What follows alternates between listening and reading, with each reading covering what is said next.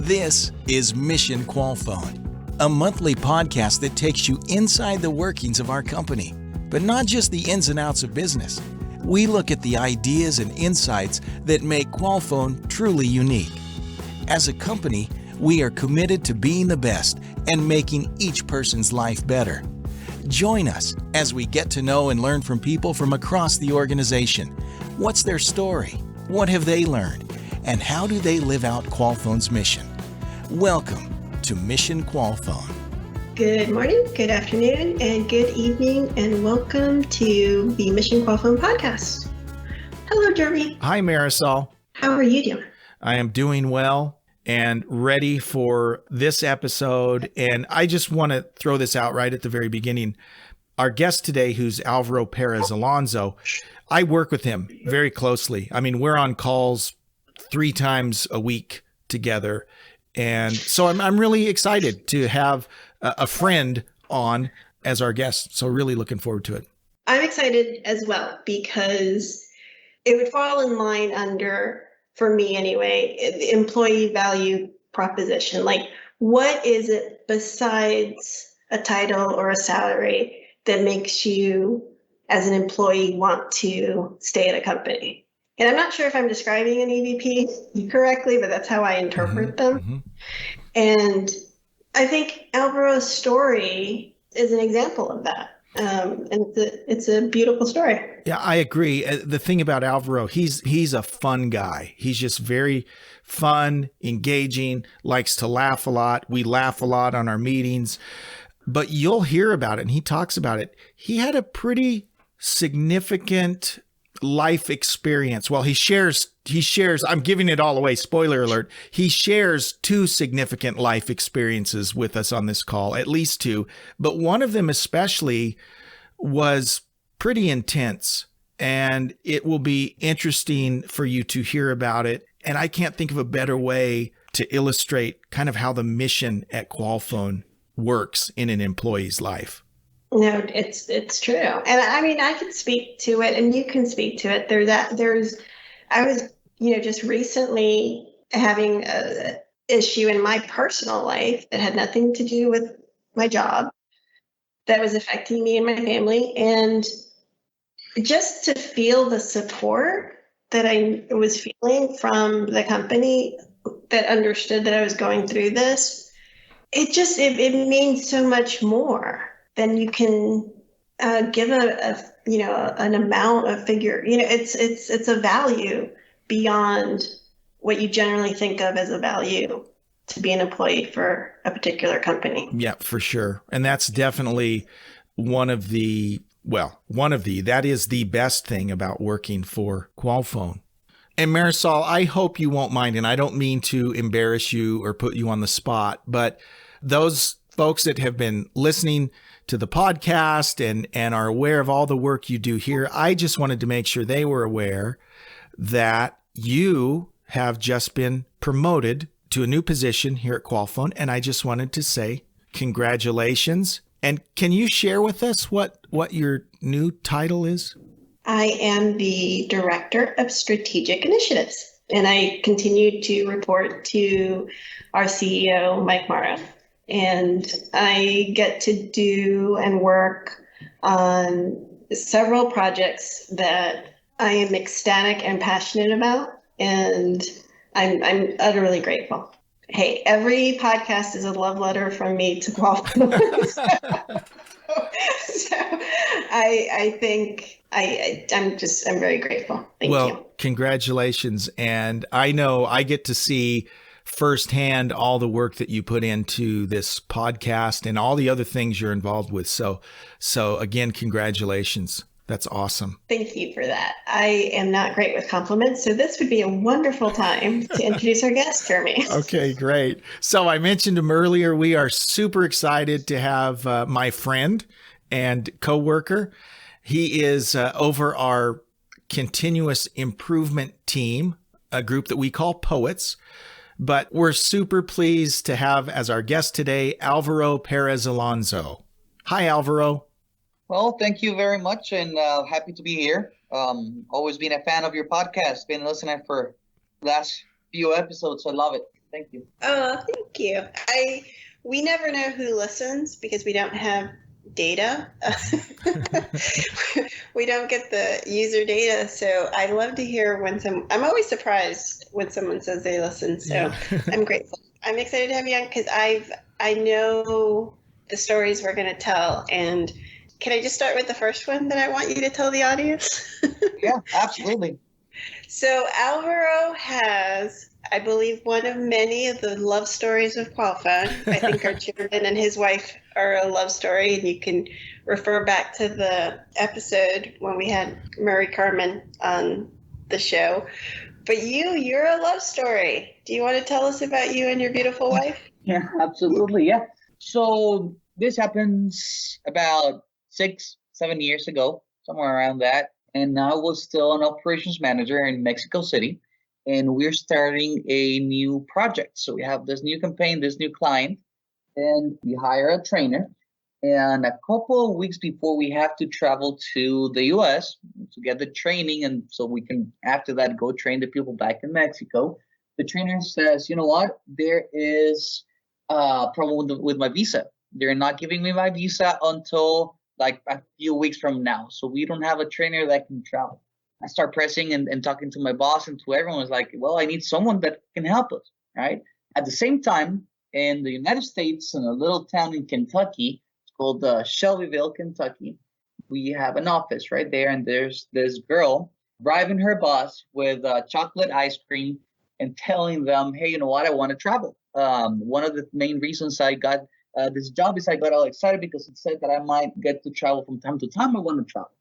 Her boss tells her, you know what, we cannot take more ice cream and this whole conversation anymore. So there's an opportunity. We're gonna lend you to a project in Mexico City. So you're gonna go to Arizona, take a training, and then you're gonna go back to Mexico City and train the people, and you're gonna be traveling for a few months. Chocolate and the love of travel. I already like your wife. So Yep, there you go. And well, what happened is that a couple weeks after that, was traveling, getting off the plane. Finally, arrived to the hotel in Tempe, Arizona. Walk into the lobby, and I see my boss and there's two girls right there, and I was like, nope, I'm not gonna walk in there looking like this. So I went to the hotel room, shaved, got all dressed up in my tie and whatnot, came downstairs, and that's how the first time that I saw her, started talking and everything. I'm gonna have to admit, I liked her the moment I saw her, and I've tried to talk to her and so on, and throughout the trip, she wouldn't even look at me, like not even like by mistake, nothing at all. There's a story, Marisol, right there. Let me tell you that I've probably never told anyone right there that the first time, after the first day of training, she's wanted to go to a little town really close that from Tempe, Arizona. That is kind of a place where they make like handmade jewelry and stuff. And she really wanted to get a bracelet, I think it was, that she wanted to get. Funny thing with that bracelet is that I went with them to get that bracelet. And that was the first time that we went out as a team and so on. She bought the bracelet, and then we went for dinner, like a group. And still, she wouldn't even look at me. Coming back after a few weeks, she finally gets to Mexico City. I'm already in Mexico City. Tried to talk to her a couple of times, and she wouldn't even listen to me again. I decided, you know what? That's enough. I'm gonna play hard to catch, and that's what I did. I started ignoring. So every time that they would say, like, you know what? Do you want to come to lunch with us? Like, I can't. I have meetings. I can't. I'm kind of busy right now. Stop caring. Stop shaving and whatnot. And suddenly I noticed that she started to pay a little bit more of attention to what I was saying, right? And there's this story, this time actually, when I was in a meeting, and she came looking for me to see if I would go to lunch with them, and she like tucks her head inside of the office where I was having my meeting. There's this sliding doors that open and close automatically. And the moment that she's saying, like, you know what, do you want to come for lunch? And she didn't finish the sentence, and the whole door closes on her head. That moment is that the first time that I finally got to go lunch with her, and then we started talking a little bit more.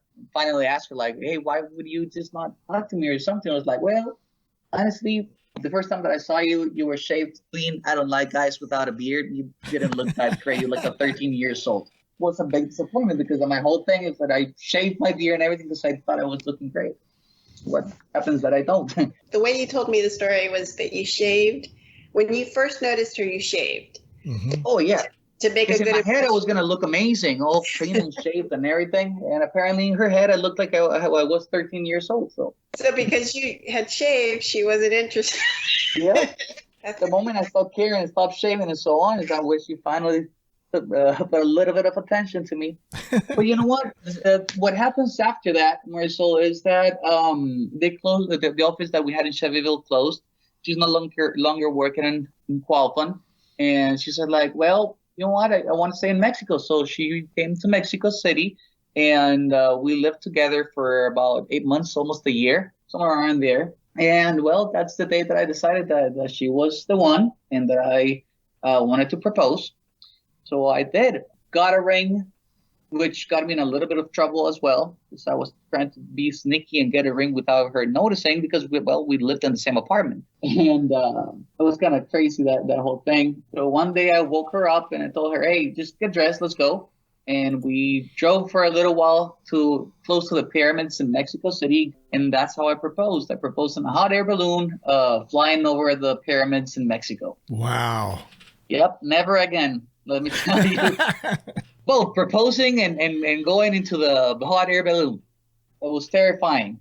I don't know which was more nerve-wracking. That's the story. That's how we met, and that's how we did it. I met Laura in Qualfon because of Qualfon, and she ended up being the love of my life. A girl that I saw for the first time sitting at a table that wouldn't even bat an eye when I walked by. And since then, you have come to Kentucky. So you now live in Kentucky. Oh, yeah. So she wanted to come back for a while to Kentucky. Right? I wanted to I love my job in Mexico City. And, well, I kind of wanted to stay there for a while. So we compromised and did what she wanted. That's how it works sometimes. But it was a great decision, honestly. I'm just joking, of course. We compromised and we came to Kentucky. And so I had to quit my job in Mexico City with Qualfon. We moved to Kentucky, and now we live in a place called Waddy, Kentucky. That's in between two big cities in Kentucky. It's in a farm. We live in a farm, which is quite different, let me tell you, from living in Mexico City. Funny, because the first time I came here, I always tell people, for the first 2 weeks, I could not sleep because everything was so quiet. There was no noise, no nothing. And I was used to Mexico City with 25 million people running 24/7 all over the place. And my apartment was like in one of the busiest streets in Mexico City. And if there's no noise in Mexico City, I mean, you better run. Something was happening, right? So yeah, but now we live in Waddy, Kentucky. I love it. That's awesome. Thank you for sharing that. I love a good love story. We could have a whole podcast just on BPO love stories. Well, actually, I married someone that I worked with, not at Qualfon, but we got divorced, so maybe it would not be a good podcast. I want to jump in here and talk a little bit about Alvaro's story too, because Alvaro and I work together, and we've worked together for, about 6 years now. So for a long time. So, we're on calls together multiple times every week. So we're like old best buds. So let me kind of jump in and fill in the story here, because as Alvaro mentioned, he left Qualfon. He was an ops manager, right? When you left, Alvaro? Yes, that is correct. He was an operations manager in Mexico. And Alvaro is also a Six Sigma black belt. And as you know, Marisol, we've talked about in a few episodes already, this continuous improvement focus that we've had over the last 5 years. And at the beginning stages of that, we needed someone to come in and help get that off the ground. This is something that we had planned and had wanted to just kind of ingrain in our culture, this idea of continuous improvement. We knew that Alvaro was a black belt, that he had been involved in some projects in Mexico City. And so to make a long story short, we reached out to Alvaro like in, I think it was 2015, something like that. And we said, hey, Alvaro, how'd you like to come back to Qualfon and work specifically in continuous improvement? And that's what happened. So Alvaro joined the team again, came back, a different team this time, and now he spearheads our continuous improvement projects. So it was awesome that, yes, he left for a while, but he came back and has been back in this role in continuous improvement since he came back. It's been awesome. Alvaro, tell us about that, because we've had a few. I'm someone who left and came back. There's a few others. What is it about Qualfon, makes you come back to work for? Well, you see, that's kind of a two-stage answer on that particular question. You see, I have several years of experience in BPOs and call centers and whatnot. When I got to Qualfon the first time, it was kind of the weird call center place, right? It was the one odd place to work. The reason is because, well, the first thing that happened when I joined Qualfon, they started talking about spirituality and they started talking about the mission and so on. And in my head, right, because of previous call center experience, I was used to, well, my job is to make the numbers, make sure that things happen. And that's pretty much about it. Mission sounds pretty and everything, but I started working in Qualfon and I started seeing what Qualfon does for people and so on. And it really got me. I love my job. I love the team that I work with and so on. And that is the first time that I kind of start falling in love with the mission. However, I truly start living the mission and become a witness to what this whole thing really means, right? What is strides? What does spirituality means? Because it's not referring to religion, not referring to that kind of spirituality, right? It is a little bit more than that. And that is specifically like that point that Jeremy was talking about, which is the second part of it. Had a great job, great team, great place to work, but I was living the mission when I came back. You'll see a couple of weeks after we got married, because, well, I proposed and I came to the United States.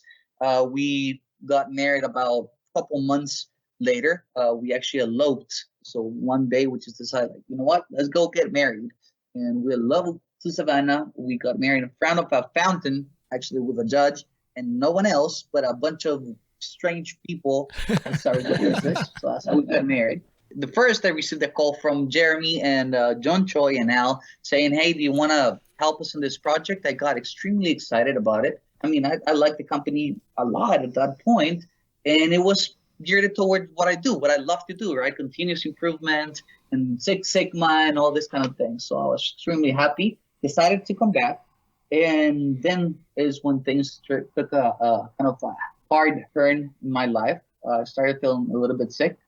Went to the doctor and they told me, hey, you know what? You have cancer. You have cancer again. So a couple of things happen, right? So they say when you hear that word, many things go through your mind. For some reason, one of the first things that went through my mind is like, hey, you know what? And I called these guys and let them know that, well, even though I really appreciate the offer, I might not be able to do it. I'm going to have to go through chemo through several months, and I don't know how that's going to work. That's what I did. I give them a call, right? And I started telling them, you know what? I don't think I'm going to be able to do it. This happened, and I'm going to be in therapy like 8 hours a day, like through the whole week, couple of weeks at a time, and I don't know if I'm going to be able to do it. After finishing that call, something happened. Qualfon gave me something else. Because of Qualfon, I met my wife, right? The love of my life. That's an angel in my story. I always say that in my path, both Qualfon was put in my path because many great things came from that. One is Laura being the most important one. She took care of me throughout the whole thing, right? But something happened. Finishing that call, but I told them I'm not going to be able to make it. I received a call from Roberto Sanchez Mejorado, the Chief Mission Officer. Our chairman, Afonso Gonzalez, he was on that call as well. They were calling to tell me, like, Alvaro, I'm sorry, but no, you cannot resign. We are not going to leave you without a job. Going through a hard situation like this, that's just not going to happen. You still have a job. You're still going to get paid. You're going to do the best that you can. Your main purpose right now and your job right now is to get better.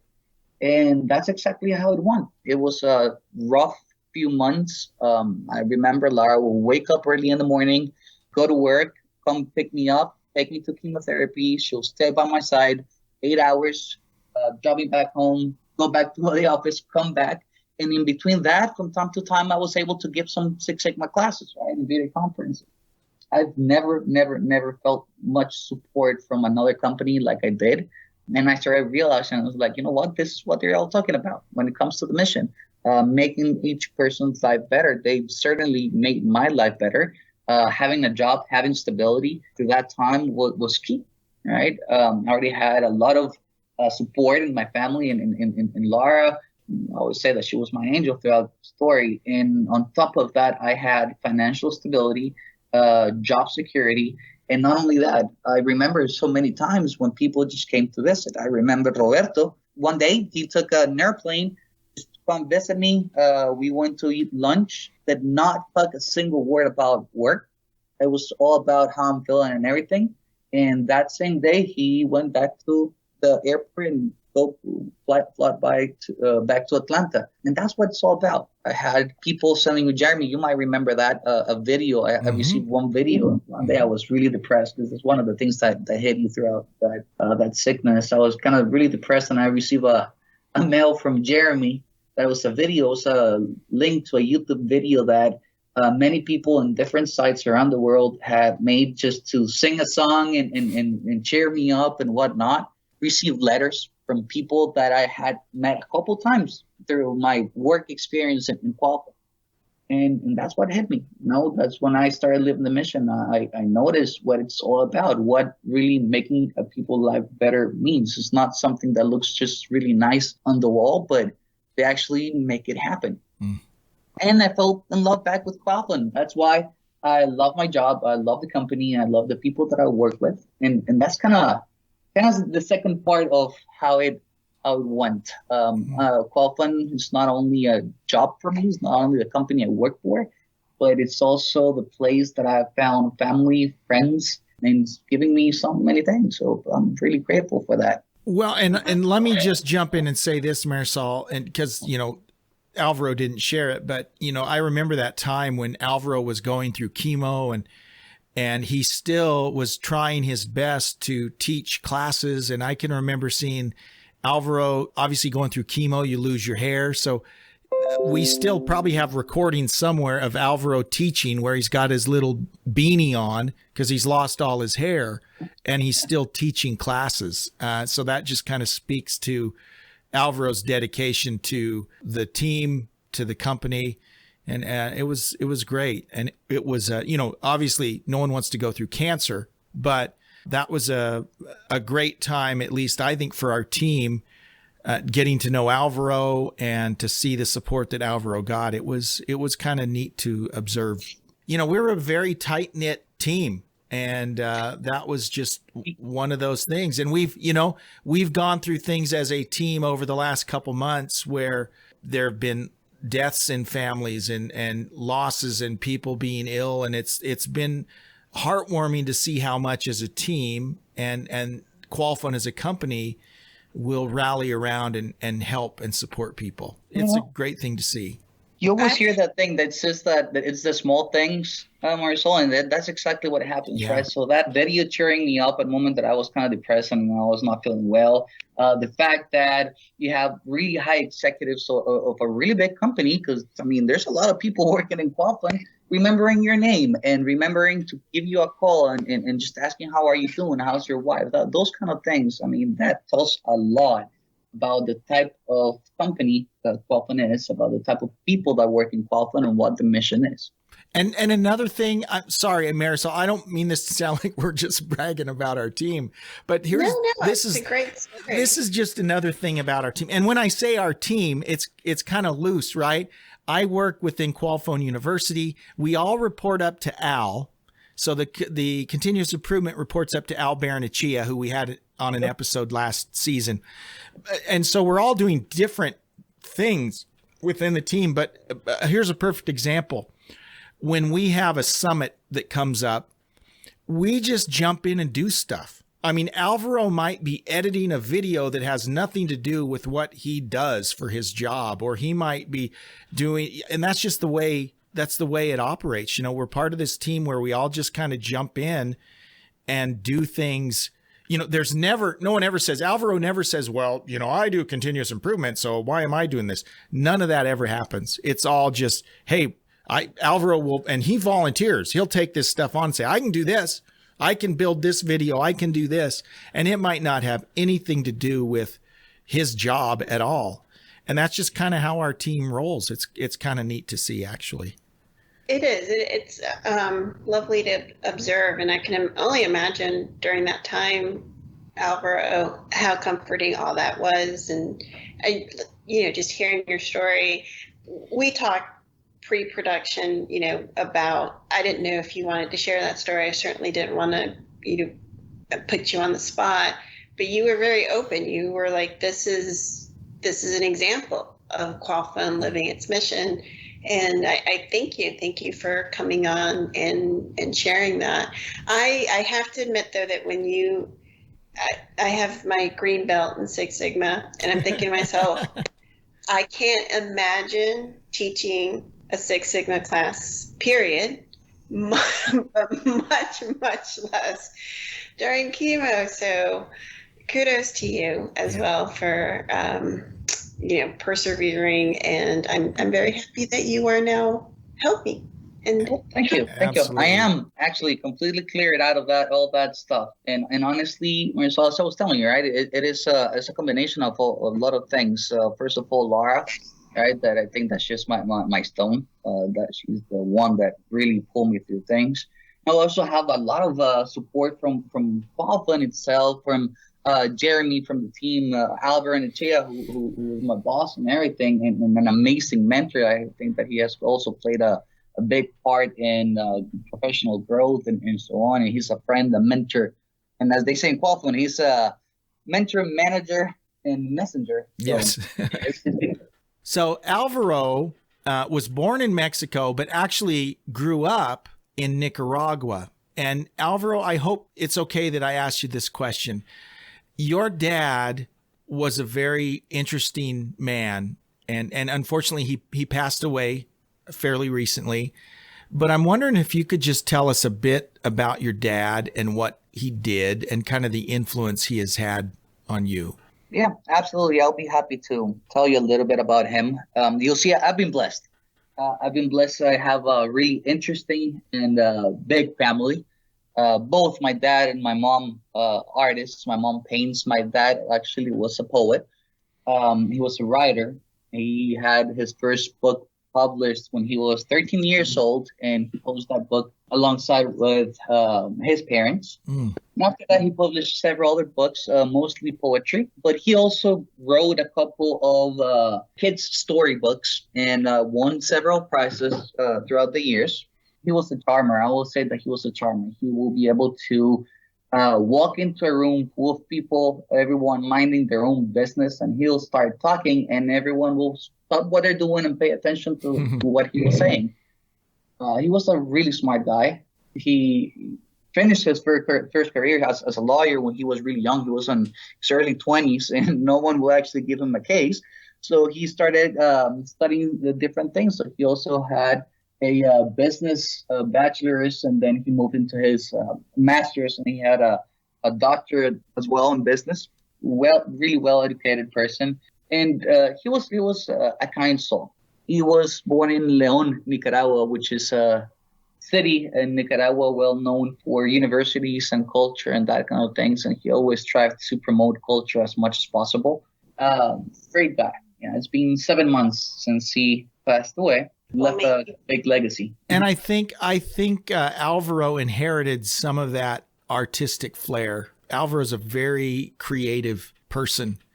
He's an idea person. And I like to think, I didn't know your father, but I like to think, well, both of your parents were artists, but I assume that these are things that you inherited from your dad. I would say he inherited the charmer because he's from very his dad. charming. Yes, for sure. Thank you very much. And he inherited, I was kind of laughing on mute when he said that his parents were both artists. I'm like, how did two artists produce a continuous improvement guy? Well, let me tell you one thing. My mom, she paints, for example. She loves knitting and all that stuff, but she paints. She makes this amazing paintings. Give me pen and paper, and I might doodle a couple of things, but not that way. And my dad, who was an amazing writer as well, I did not get that from them. That I can tell you. No artistic side on that end. Well, and you know what we didn't even get into, and this will have to be for a return episode. Alvaro's also an MMA fighter. And, That's right. And he's been, where did you go for Muay Thai? You went to, I was in Thailand. Thailand. He went to Thailand to train Muay Thai. And that's very impressive. The thought of actually getting in a ring and fighting someone terrifies me, but Alvaro does that kind of stuff. He's a Renaissance man. Yes, that's right. He is a Renaissance man. Absolutely. I think the story of his father also kind of tells a little bit about total vocation and following your passions. And, that's something that we talk about at Qualfon for sure a lot. So I think it's all very interesting. I mean, I love that we could do a whole podcast with Alvaro, and we really didn't even talk about anything we do. No. It's really truly about the mission and examples of the mission. And I really am grateful, Alvaro, for you coming on and sharing your story, sharing your love story, sharing your return to Qualfon, and just being you. Thank you, Marisol. I really appreciate it. I love to have the opportunity because, as you say, we didn't really talk much about what exactly is it that I do on a daily basis, working in Qualfon. But that's okay, because every time that someone talks about Qualfon, I talk about what is that we do, what is my job, and projects and so on.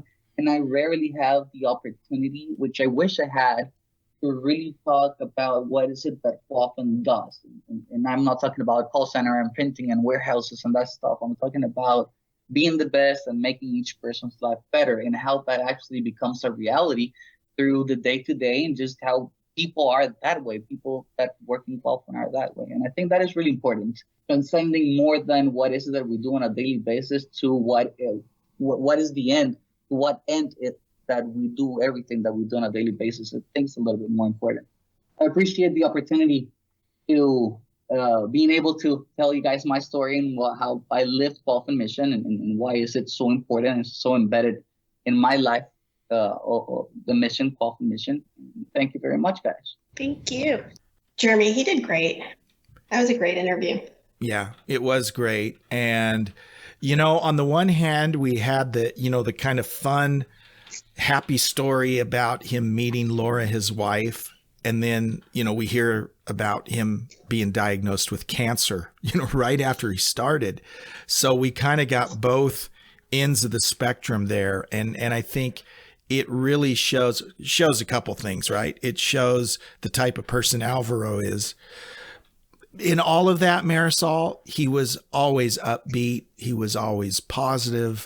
He was just as energetic as a person can be going through that. And as we talked about, he's still teaching classes during a lot of this. It was just an amazing example that he set, but also a great example of the mission and the support he felt like he got from Qualfon, and just a great story. I really enjoyed this conversation.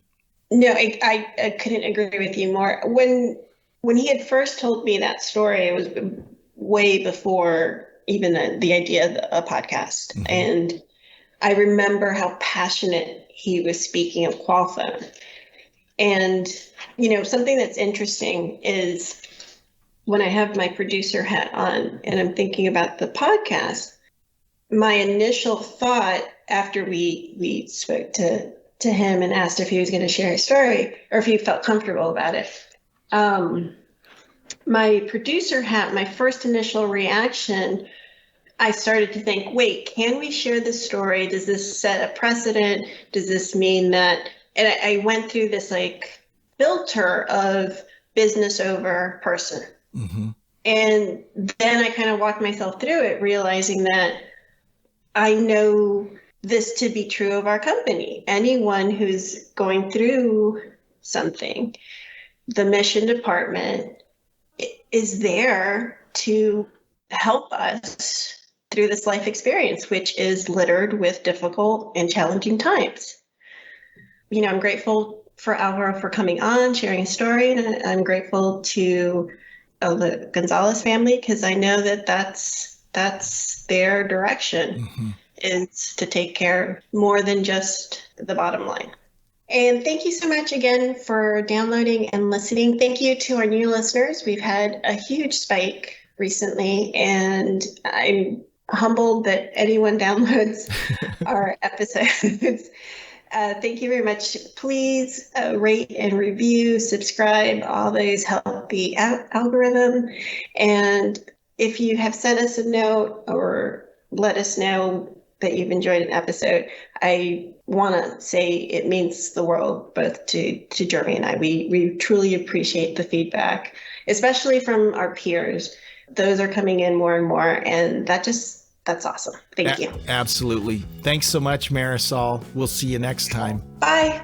Thanks for listening to this episode of Mission Qualfon. Remember, you can find us wherever you listen to podcasts. Please subscribe, and we'll see you next time on Mission Qualfon.